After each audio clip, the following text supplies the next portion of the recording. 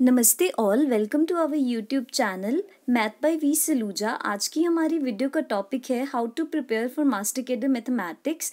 आज की इस वीडियो में हम मास्टर कैडर मैथमेटिक्स के प्रेपरेशन कर रहे स्टूडेंट्स के लिए एक छोटा सा स्टडी प्लान लेकर आए हैं जो स्टूडेंट्स को हेल्प करेगा कि मैथ्स में आपको कहाँ कहाँ से कैसे कैसे क्वेश्चंस को अटेम्प्ट करना है एग्ज़ाम में, कैसे आप 120 प्लस स्कोर कर सकते हैं।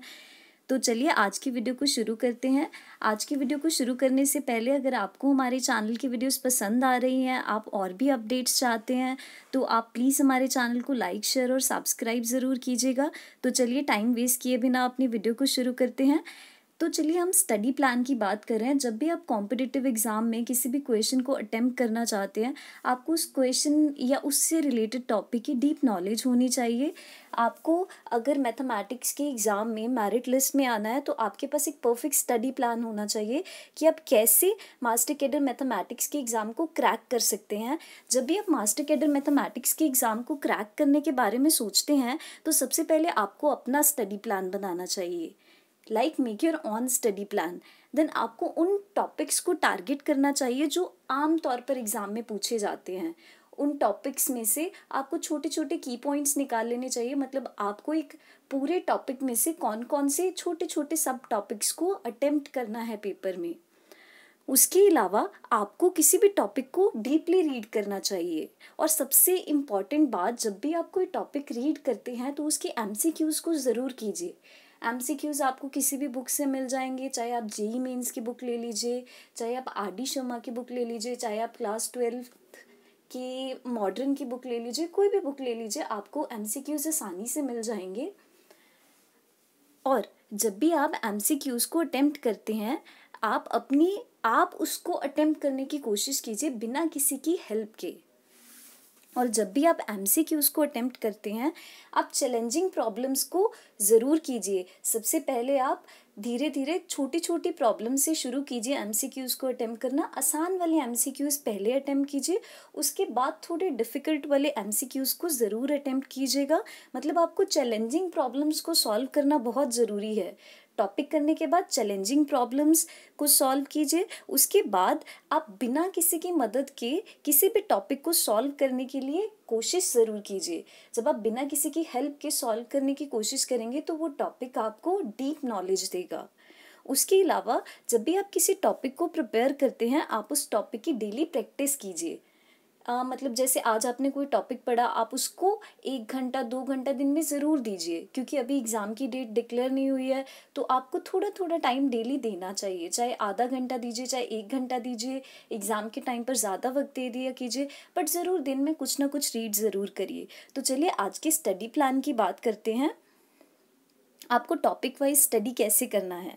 जब भी आपको टॉपिक वाइज स्टडी करना है, आपको अटेंशन देना है अपना कुछ चीज़ों पर। सबसे पहले आप जब भी मास्टर कैडर मैथमेटिक्स की प्रिपरेशन कर रहे हैं, आपको मैट्रिसेस एंड डिटर्मिनेंट को ज़रूर अटेम्प्ट करना चाहिए एग्ज़ाम में। मैट्रिसेस एंड डिटर्मिनेंट के एग्ज़ाम में ऑलमोस्ट 9 से 10 क्वेश्चंस होते ही होते हैं। और उन क्वेश्चंस में मेनली डिटर्मिनेंट के बारे में पूछा जाता है, इन्वर्टिबल मैट्रिसेस के बारे में पूछा जाता है। तो आपको इन टॉपिक्स पर फोकस करना चाहिए। मैंने यहाँ कुछ टॉपिक्स के सब टॉपिक्स बनाकर लिखे हैं ताकि आपको पता चले कि आपको इस टॉपिक में इस सब टॉपिक पर ज़्यादा फोकस करना है।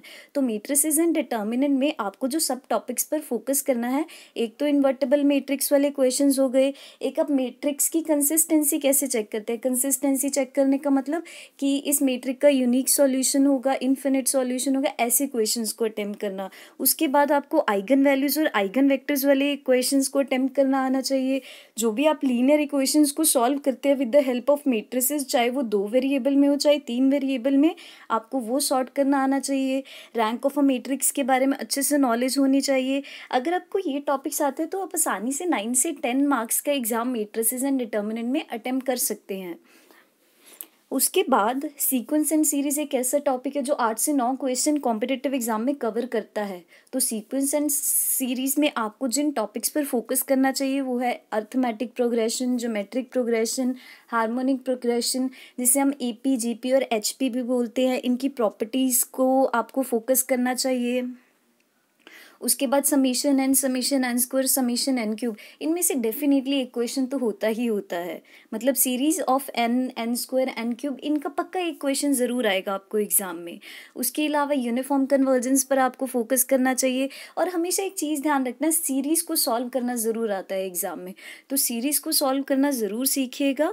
उसके अलावा अगर आप सेट थ्योरी पढ़ रहे हैं तो सेट थ्योरी में कम से कम 7 से 8 क्वेश्चन सेट थ्योरी आसानी से कवर कर लेता है। सेट थ्योरी में जो टॉपिक्स आपको फोकस करने हैं वो है, आपको सबसेट्स के बारे में अच्छी नॉलेज होनी चाहिए, पावर सेट के बारे में पता होना चाहिए, कॉम्प्लीमेंट ऑफ अ सेट के बारे में पता होना चाहिए। उसके अलावा आप काउंटेबल और अनकाउंटेबल सेट्स के बारे में भी बात कर सकते हैं। सुप्रीमम और इनफीमम आपको सेट का निकालना आना चाहिए, कॉम्प्लेक्स सेट के बारे में आपको नॉलेज होना चाहिए। बस आप इन टॉपिक्स पर फोकस कर लीजिए, आपके सेट थ्योरी में 7 से 8 क्वेश्चन पक्का हो जाएंगे। उसके अलावा अगर आप स्ट्रेट लाइन कर रहे हैं तो स्ट्रेट लाइन में आपको, स्ट्रेट लाइन भी 7 से 8 क्वेश्चंस कवर कर लेता है। स्ट्रेट लाइन को अटेम्प्ट करना भी काफ़ी आसान होता है।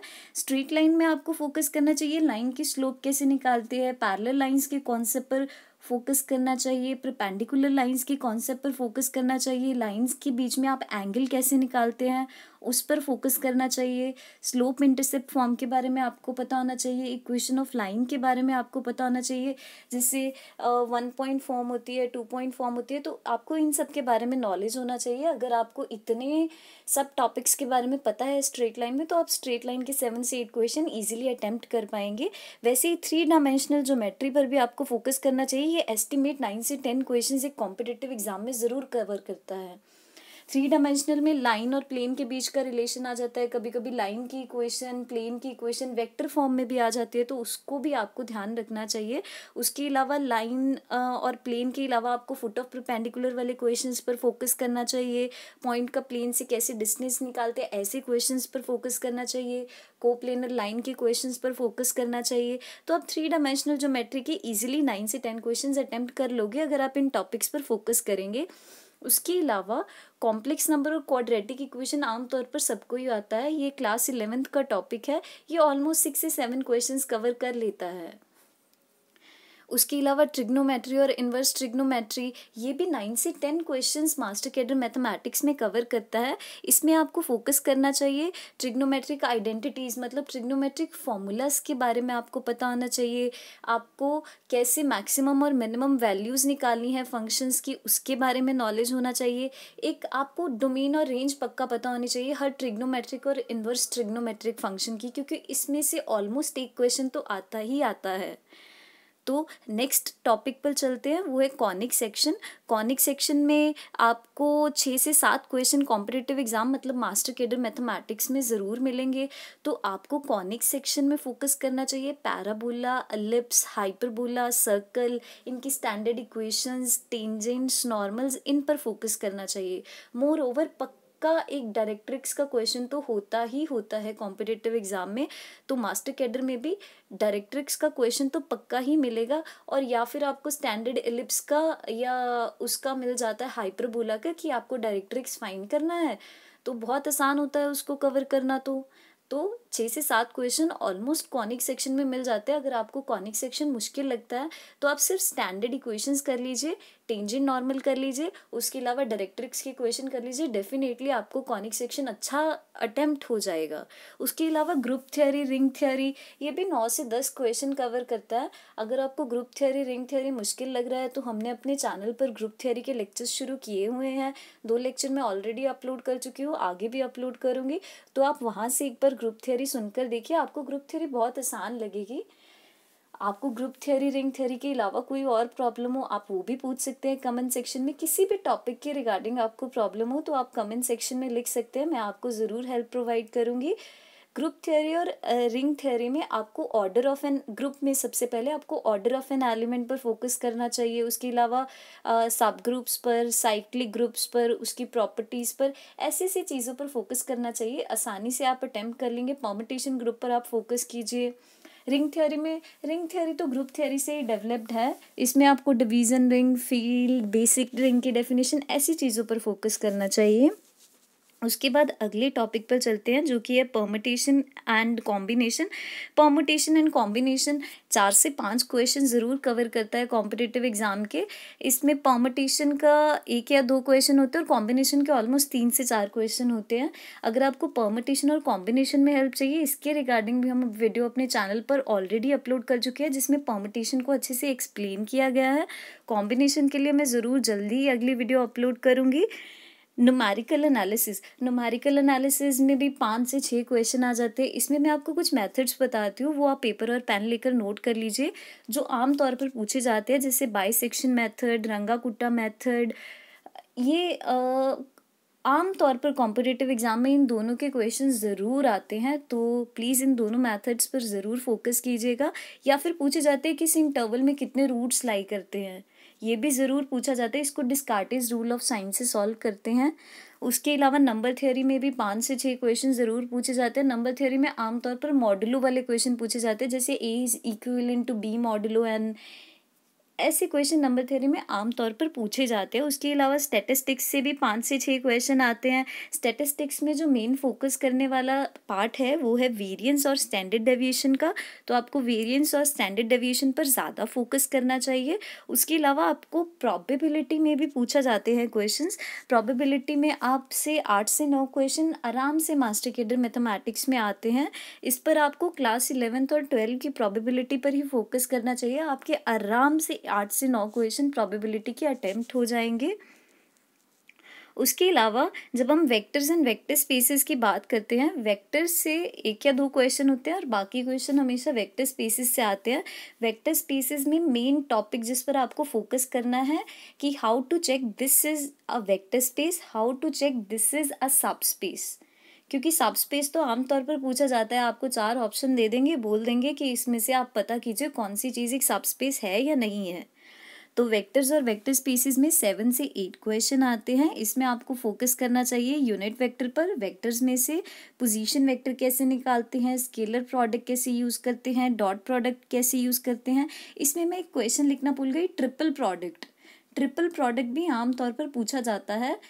उसके अलावा कोप्लेनर वेक्टर्स के बारे में पूछा जाता है, प्रोजेक्शन के बारे में पूछा जाता है। वेक्टर स्पेसिस में सब स्पेसिस के बारे में ज़्यादा से ज़्यादा पूछा जाता है, तो आप इन चीज़ों पर ज़्यादा से ज़्यादा फोकस कीजिएगा। उसके अलावा डिफरेंशियल इक्वेशन से भी 8 से 9 क्वेश्चन ज़रूर आते हैं। डिफरेंशियल इक्वेशन में आपको फोकस करना चाहिए इंटीग्रेटिंग फैक्टर कैसे निकालते हैं, पर्टिकुलर इंटेग्रल कैसे निकालते हैं, रॉन्स्कियन कैसे निकालते हैं। रॉन्स्कियन हमें एमएससी में सिखाते हैं कि रॉन्स्कियन कैसे निकालते हैं। ये भी लाइक डिटर्मिनेंट की तरह ही होता है। अगर आपने मास्टर्स नहीं किया तो आप रॉन्स्कियन का क्वेश्चन तभी भी सॉल्व कर सकते हैं। ये मुश्किल नहीं होता, सिर्फ 1 सेकंड का काम होता है। तो डिफरेंशियल इक्वेशन आपके लिए 8 से 9 क्वेश्चन ज़रूर कवर करेगा। उसके अलावा आप इंटीग्रेशन पर फोकस कीजिए। इंटीग्रेशन तो सभी को आता होता है, इसमें से 8 से 9 क्वेश्चन ज़रूर आते हैं। इंटीग्रेशन में हमेशा अगर आप किसी भी पुराने पेपर को उठा के देखेंगे ना, तो ये हमेशा डेफिनेट इंटेग्रल के ज़्यादा क्वेश्चंस पूछते हैं। उसके अलावा फंडामेंटल थ्योरम ऑफ कैलकुलस तो ऑलमोस्ट दोनों तीनों बार, जितनी बार भी एग्ज़ाम हुआ है उतनी बार ज़रूर पूछी गई है। उसके अलावा डबल इंटीग्रेशन जो हम बैचलर्स में रीड करते हैं उसका क्वेश्चन भी ज़रूर आता है। सेंटर ऑफ ग्रेविटी का एक क्वेश्चन ज़रूर होता ही होता है। जैकोबियन का भी एक क्वेश्चन ज़रूर पूछा जाता है। तो आपको इन टॉपिक्स पर भी फोकस करना चाहिए।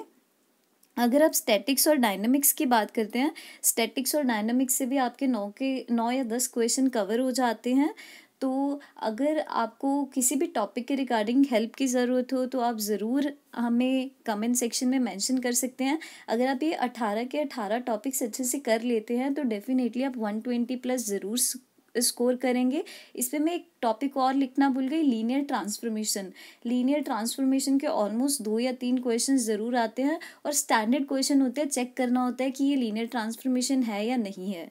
तो ये तो आसानी से चेक हो सकता है। या फिर पूछा जाता है कि आपको एक फंक्शन दे दिया जाएगा, वो बोलेंगे कि आप इस फंक्शन से इसकी लीनियर ट्रांसफॉर्मेशन ड्राइव करके बताइए।